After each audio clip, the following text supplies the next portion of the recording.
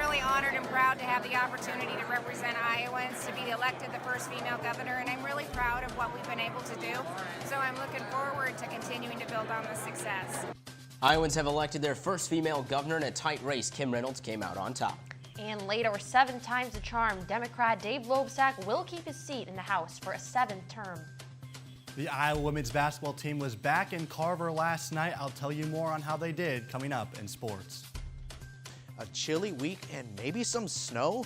I have details coming on your way. We've got all that and more coming up on this special special election edition of DITV. Don't go anywhere. DITV starts right now.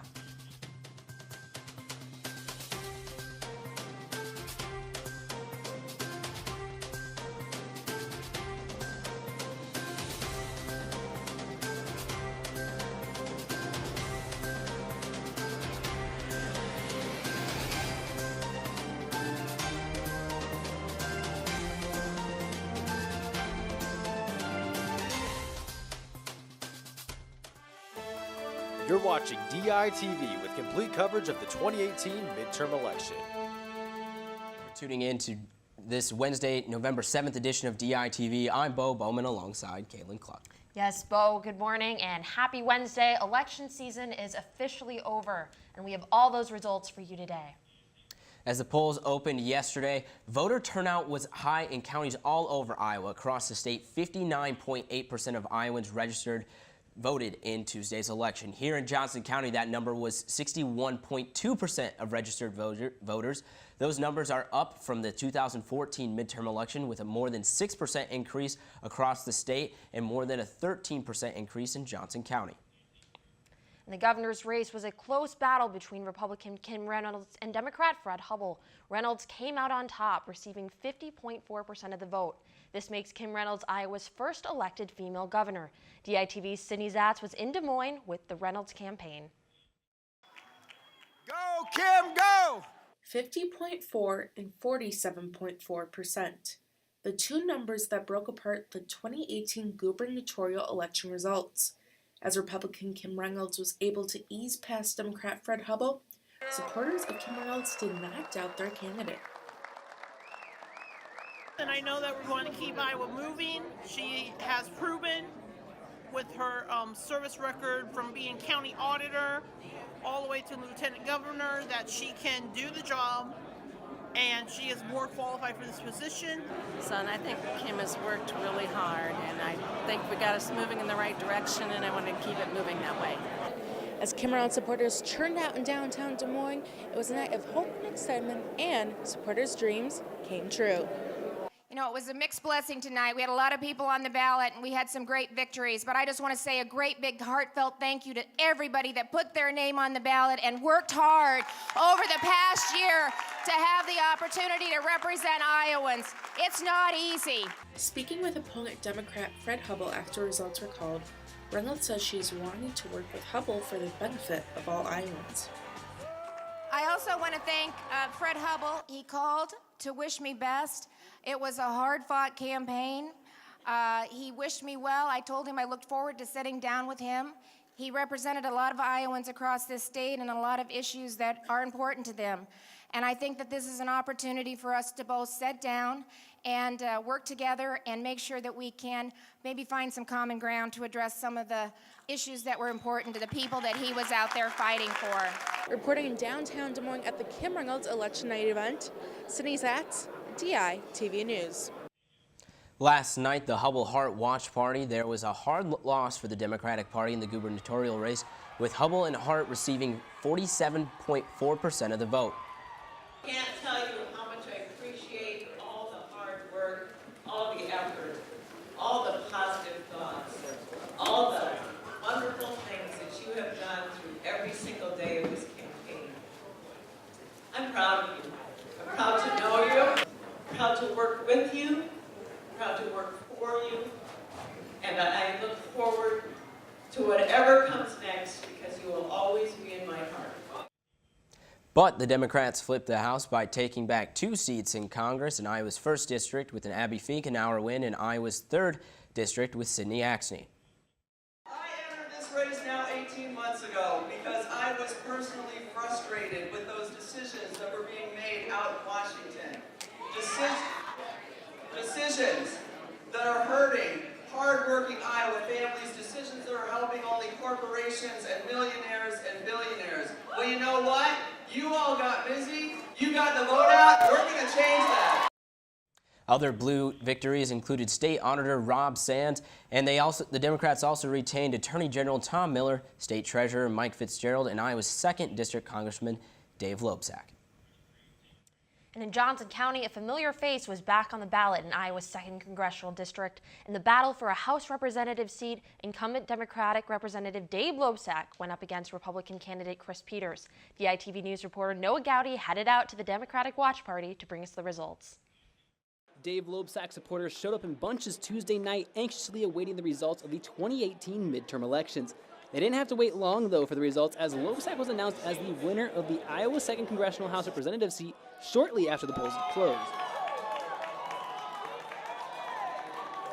Loebsack was elected to the position back 11 years ago in 2007, and he was re-elected 6 times over that period, with tonight's victory being his 7th consecutive term as the Iowa's 2nd Congressional District House Representative. With his 7th consecutive victory, many of his supporters spoke on why they have been supporting him as a candidate throughout the year.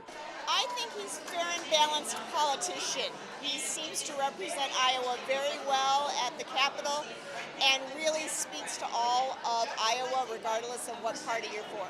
Loebsack has put his main focus in this campaign on providing better support for the rural areas of Iowa and all the people in the state. And I focused on the rural issues, as I said, rural economic development, rural broadband, rural health, rural education, and those are the things I'm going to continue to work on.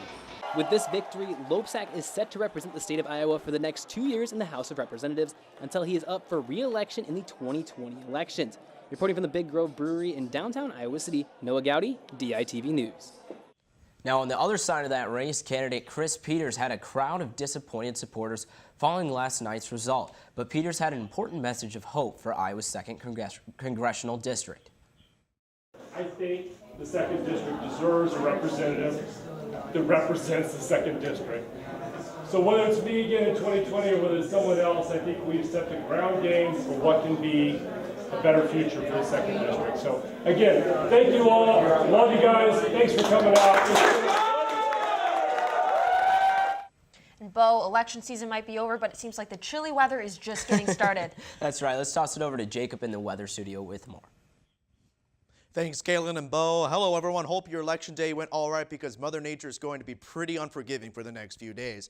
Today, we will have a high of 42 degrees, but partly cloudy skies, restricting the sun's ability to do what it does best. Coupled with a 15-mile-per-hour wind, it will be perfect. It will be a perfect day for that and that glove duo. Moving into the night, the wind will simmer down as your temperature drops into the mid-20s. Good news, though, the moon will be making an appearance as we should have clear skies for most of the night. Moving on to later in the week, Thursday has a high of 40 and a low of 25 with partly cloudy skies. Friday spots you that first potential snowfall on the fall semester. We will see a scattered snow showers through most of the day as the temperature dances around 32 degrees and slowly digressing into the mid-teens. Looking at your football Saturday, not much precipitation in the area, but a lot of cold cloud coverage around kickoff time at 2:30. Still very chilly at a high of 32 degrees moving into your Sunday. It will warm up at a little bit, but probably not enough for it to be noticeable. So plan to wear that winter coat for the foreseeable future. And it wouldn't be a bad idea to have those snow boots handy for your Friday. That's all I have for you guys here in the weather studio. Back to you at the desk. Here's the results for a few other notable races near the Johnson County area. For state senator races, Democratic incumbent Joe Bolcom defeated UI senior Patrick Ronkowitz 79.47% to 20.43%. Another incumbent, Democrat Kevin Kinney, defeated Republican Heather Hoya 54.54% to 45.39%. And 27-year-old Democrat Zach Walls defeated Libertarian Carl Krambeck 78.2% to 21.37%. And then for one of the state representative races, Republican incumbent Bobby Kaufman defeated Democrat Jody Clemens 55.75% to 44.16%. For Iowa's representatives in the U.S. House, 3 of the 4 seats will now be held by Democrats. Democrat Abby Finkenauer will represent Iowa's 1st District. Democrat Dave Lobsack will represent Iowa's 2nd District. And Democrat Sidney Axney has taken over the seat in Iowa's 3rd District. Republican incumbent Steve King will keep his seat in Iowa's 4th District. But now, Bo, shifting away from the red and blue and to the black and gold. That's right. Hawkeye football coming up this week. Back at home, let's toss it to John in the sports studio for more. Yep, you guys got that right. Hawkeye football is back in Kinnick, but with last weekend's loss at Purdue, Iowa saw their hopes of making the Big Ten championship take a major hit. But this weekend, they have the opportunity to play spoiler when the top team in the Big Ten West comes into Kinnick. Here's what the team had to say about their matchup with Northwestern. They're a good team, that they're coached well and they play hard. So, and obviously that 13-1 speaks for itself. So, you know, we know that they're a good team and know that we have to prepare well and, you know, come out and play well on Saturday. You know, they're tough and they're competitive. They come out, play hard, play tough. They're not going to back down. You know, they're going to get their best effort from them every game, and they've did that to us the last 2 years. They are who they are. They play really physical. They have a good interior, good linebackers, good DBs. They really don't have any weak spots, so they'll be a good opponent. Basically what we do. I mean, they have an identity. They've had the coach staff there, since 2006. They just do what they do, and they do it well. And I think it's just going to be a game where you just go out there and you got to grind. You got to execute a little better than they do. There's not a lot of big plays they give up, so just you basically get what you earn. It's not a trophy game officially, but it really kind of feels like one. So. They're an outstanding football team. When you look at them on tape, I think one thing's very apparent. They've got an identity, a clear identity. I think that's got to do with the longevity of Coach Fitzgerald there and their staff. They're very well coached. They know who they are, what they are. And the commonalities, their guys play hard and they're very productive, very, very good football players. And Iowa has lost their last 2 games to the Wildcats, and they are desperately trying to avoid falling into a 3-game losing streak.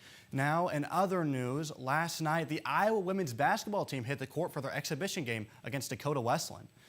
It seemed like nothing had changed from last season as Iowa took the lead in the first minute with a bucket from Megan Gustafson. Freshman Monica Sonano earns her position in the paint and goes up for an easy layup, expanding the score to 38-17 at the end of the first half. The lead just grew from there as Iowa kept their tempo high. In the second half, the Hawks dominated. To finish off the night was a 3-pointer from freshman Tommy Taiwo, who helped the Hawks end with a 102-54 win over Dakota Wesleyan. It's really important to have that exhibition to kind of get the younger players used to what Iowa basketball is all about, especially in Carver Hawkeye Arena, to get us ready to go, to kind of get those first game jitters out, which is really good. I think Monica was probably one of my most pleasant surprises. I really liked how she went in there and battled, got rebounds and sealed and created opportunities for herself. It felt great. I mean, it felt good to be out in Carver after all the time of expecting to play in Carver. It felt great. It felt great to be out there with my team, and yeah, it was fun. So that's really nice to see, especially kind of in this exhibition game to, again, for younger players to get those jitters out, to get ready to go on Friday. And so I've been really impressed with them all summer long in the off season, and so I'm not really surprised that they're doing so well, and so I'm excited to see them to keep growing. That's it for me in the sports studio. Bo and Kaylin, back to you. And that's all we have for you in this special 2018 midterm election edition of DITV. For DITV, I'm Kaylin Cluck. And I'm Bo Bowman. Have a great day, Iowa City, and we'll see you right back here tomorrow. Same time, same place. You're watching DITV with complete coverage of the 2018 midterm election.